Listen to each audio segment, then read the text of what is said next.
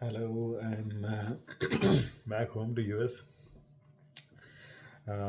మీకు already కనిపిస్తుండొచ్చు like face చాలా డిఫరెంట్గా ఉంది like day 4, 5, 6 basically third day wash తర్వాత నుంచి లైక్ స్వెల్లింగ్ డేస్ అంట లైక్ ఒక్కొక్కరికి ఒక్కొక్క విధంగా నేను మొన్న చెప్పినట్టు బేస్డ్ ఆన్ ఎంత వాళ్ళు ఎనస్థీషియా వాడారో అంత దాన్ని బట్టి లైక్ ఇంపాక్ట్ అవుతుంది అని చెప్పారు. సో నేను యాక్చువల్గా మీరు చూస్తే లాస్ట్ టైం చూస్తే ఒక టైట్ పట్టి ఇప్పుడు కూడా కనిపిస్తుంది మార్క్ పట్టిది. ఆ పట్టి పెట్టుకుని ట్రావెల్ చేశాను. సో అలౌ చేశారు యాక్చువల్గా ఆ పట్టితోని. సో ఆ పట్టితో ట్రావెల్ చేశాను కాబట్టి ఇంకా ఈ వాప్ అనేది ఇక్కడ కిందికి రాలేదు. నార్మల్గా అయితే ఈ 2 ఐస్ మధ్యలో ఉన్న ఈ ఏరియా వరకు కూడా వస్తుందని అంటారు మరి. సో చూడాలి ఇప్పుడు తీసేసి 1 అవర్ దాటుతుంది. సో మోస్ట్లీ రేపు పొద్దున కల్లా వస్తుందేమో చూడాలి. ఇక్కడికి ఏమైనా వస్తుందా లేకుంటే ఇక్కడ అయిపోద్దా చూడాలి. అండ్ ఆల్సో లైక్ ఇది ఇది టైట్గా ప్యాక్ చేసినందుకు మేబీ ఇక్కడ కొన్ని గ్యాప్స్ ఉన్నాయి అనుకుంటా. సో ఈ గ్యాప్స్ ఉన్నందువల్ల లైక్ ఇక్కడికి ఫ్లూయిడ్ ఇక్కడికి లీక్ అయింది యాక్చువల్గా. సో ట్రావెల్ చేస్తున్నప్పుడు అంతసేపు నాకు యాక్చువల్గా ఇక్కడ ఇక్కడ నాకు అనిపిస్తూ ఉండే లైక్ ఇంక్రీజ్ అవుతుంది స్వెల్లింగ్ అని.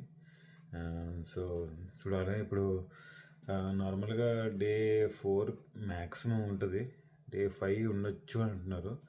సో చూడాలి మరి డే 6 నుంచి మళ్ళీ కొంచెం తగ్గుముఖం పడుతుంది అన్నారు. సో కంప్లీట్గా అది సేమ్ మనిషిలా అడిగాను అసలు, కాకపోతే అది part of the process. So next 3 days ఇలానే. సో మోస్ట్లీ ఇంక నేను బయటికి వెళ్ళడం అంటే మేబీ వాక్ కొంచెం తగ్గిన తర్వాత కొంచెం వెళ్తాను.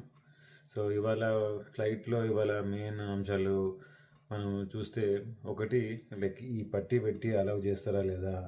ఈ పట్టి ఉంటే బాగుండు, ఎందుకంటే ఫ్లైట్లో ఉండగా ఆబ్వియస్లీ నాకు తెలిసి ఫ్లైట్లో ఇన్ఫ్లమేషన్ పెరుగుతుంది. వాళ్ళకి ఎక్కువ ఆల్రెడీ ఇన్ఫ్లమేషన్ ఏదైనా ఉంటే పెరగడం తప్ప తగ్గడం ఉండదు ఫ్లైట్లో.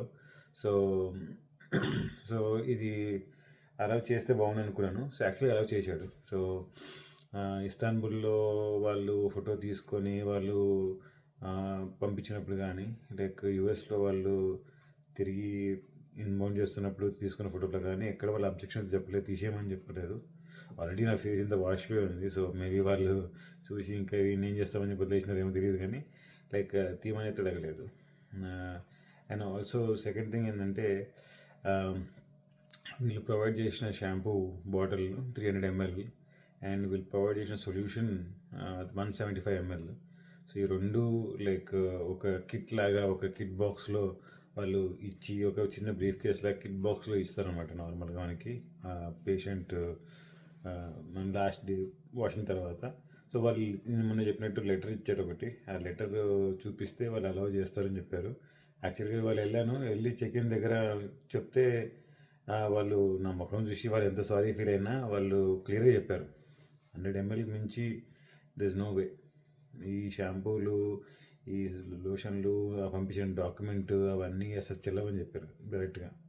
సో ద ఓన్లీ ఆప్షన్ ఏంటంటే చెక్ ఇన్ బ్యాగ్లో మాత్రమే పెట్టచ్చు.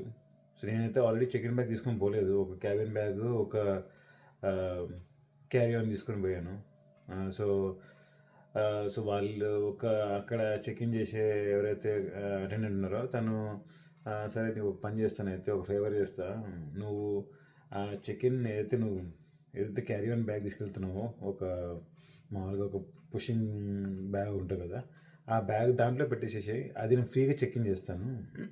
నార్మల్ కూడా మనం చూస్తుంటాం కదా, అంటే వాళ్ళు ఫ్లైట్లో పెట్టకుండా ముందే వాళ్ళు తీసుకెళ్ళిపోయి చెక్ ఇన్ చేస్తారు కదా, అలా నేను ఆ విధంగా నేను చెక్ ఇన్ చేసేస్తాను, నువ్వు లిక్విడ్స్ దాంట్లో పెట్టేసుకో, ఆ చెక్ ఇన్ చేస్తాను ఫ్రీగా చేస్తానని చెప్పింది. సో నాకు ఆ విధంగా $160 కట్టాల్సి ఉండే ఆ చెక్ ఇన్ బ్యాగ్ కోసం. బట్ ఉన్న క్యారీ ఆన్ బ్యాగ్ని నేను చెక్ ఇన్ బ్యాగ్గా మార్చేసి దాంట్లో ఇవి పెట్టడం జరిగింది. ఇంకా బాక్స్ అయితే పడేసాను, జస్ట్ ఆ లిక్విడ్స్ వరకు ఎంతైతే అవసరం ఉందో అది మాత్రం షిఫ్ట్ చేసుకున్నాను. సో అది మాత్రం ఫెయిల్ అయింది. సో ఆ డాక్యుమెంట్తో అలౌ చేస్తారని చెప్పడం కానీ అవంతా అదంతా బ్లఫ్, అదంతా ఊరికే తాత్కాలికంగా వాళ్ళు మా సైడ్ నుంచి మేము చేసామని చెప్తానికి మాత్రమే. కానీ ఒక్కసారి ఎయిర్పోర్ట్కి వెళ్ళిన తర్వాత there is no accountability for that. So అది ఒకటి వర్క్ అవ్వలేదు నాకు. కాకపోతే లైక్ అటెండెంట్ కొంచెం కన్సిడర్ చేసినందుకు చెక్ ఇన్ బ్యాగ్ తీసుకుంటానని చెప్పినందుకు నాకు $160 అక్కడ మిగిలింది, అక్కడ కట్టాల్సిన అవసరం పడలేదు. ఇంకా ఫ్లైట్ ఎక్కిన తర్వాత actually 13 hours 12 hours 15 minutes travel time బాగా స్ట్రెయినెస్గా అనిపించింది కొంచెం. అంటే ఆల్రెడీ 2 డేస్ నుంచి నెక్ మీద పడుకొని నెక్ కొంచెం పెయిన్గా ఉంది, మళ్ళీ స్టిఫ్గా పెట్టడము, మళ్ళీ ఆ నెక్ పిల్లో పెట్టుకొని ఉండడం అనేది ఉంది కదా, అది కొంచెం డిస్కంఫర్ట్గానే ఉండే.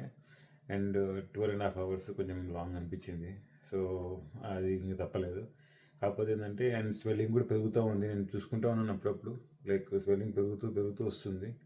సో అది కూడా ఏం చేయలేకపోయాను. లైక్ నార్మల్గా ఇంట్లో ఉంటే ఇప్పుడు ఇంట్లోకి వచ్చాను, కొంచెం ఐస్ ప్యాక్ పెట్టి కొంచెం ట్యాబ్లెట్స్ టైంకి వేసుకోవచ్చు అని వేసుకోవచ్చు. సో ట్రావెల్ వల్ల అది కూడా ఒక డిసడ్వాంటేజ్, ట్యాబ్లెట్స్ టైం తీసుకోలేము అండ్ మనం టేక్ కేర్ చేయలేము. అండ్ ఇంకోటి ఏంటంటే నేను చెప్పాను కదా, అప్గ్రేడ్ చేసుకొని లాస్ట్ రోలో లాస్ట్ సీట్ తీసుకున్నాను, తాకి వెనకాల ఎవరు లేకుండా లైక్ ఇంపాక్ట్ అవ్వకుండా ఉంటుందని చెప్పి. సో అది యాక్చువల్లీ కొంచెం పీస్ఫుల్గానే ఉండే. సో నాకు ఎక్కడ టెన్షన్ లేకుండే, ఎవరిని వచ్చి తగులుతారేమో అనే టెన్షన్ లేదు.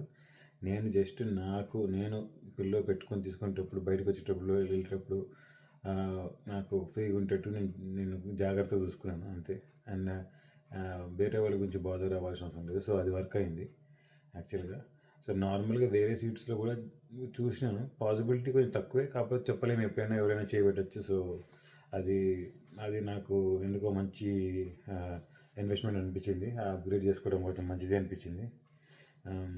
సో తిరిగి వచ్చిన తర్వాత ఏంటంటే వాష్ చేసుకుందాం అనుకున్నాను. సో వాళ్ళు ఏంటంటే ఒక సొల్యూషన్ ఇస్తారు. ఆ సొల్యూషన్ మనం ఈ ప్లాంటెడ్ ఏరియా మీద పెట్టి ఒక 10-15 మినిట్స్ మంచిగా ఇచ్చిన తర్వాత వాటర్తో జస్ట్ ఒక మగ్తోనో వాటర్తో రన్ ఆన్ చేయమని చెప్పారు.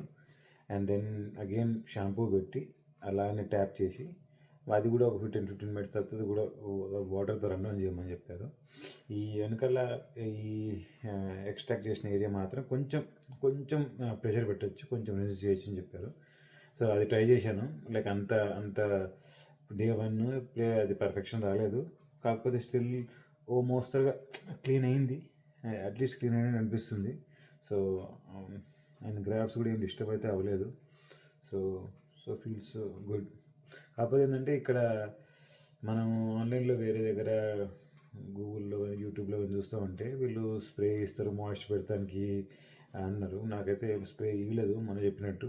మరి ఇప్పుడు యాక్చువల్లీ చూస్తే ఏంటంటే పైన ఫ్యాన్ ఉంది, ఫ్యాన్తో కొంచెం డ్రై అవుతుంది. కొంచెం ఇప్పుడు నార్మల్గా ఏదైనా ప్రోగ్రామ్ చూస్తూ ఏదైనా అవుతున్నో లేకుంటే ఏదన్నా ఎక్స్ప్రెషన్ మారుస్తుంటే కొంచెం టెన్షన్ అయినట్టు అవుతుంది, ఎందుకంటే డ్రై అయిపోయింది, స్కాల్ప్ డ్రై అయిపోయిన ఫీలింగ్ వస్తుంది.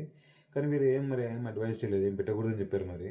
సో మరి ఏం పెట్టకూడదు యాక్చువల్గా అయితే ఈ వేరే చోట్లయితే లైట్గా ఆలివ్ ఆయిల్ కోకోనట్ ఆయిల్ పెట్టమని అంటున్నారు కొంతమంది.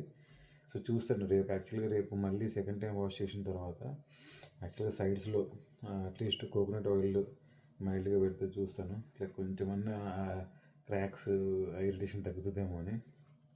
పైన మాత్రం ప్రస్తుతానికి అయితే డ్రై ఉంది, కాకపోతే మరి వాడు ఏం పెట్టద్దని చెప్పాడు. సో అలానే వదిలేస్తాను.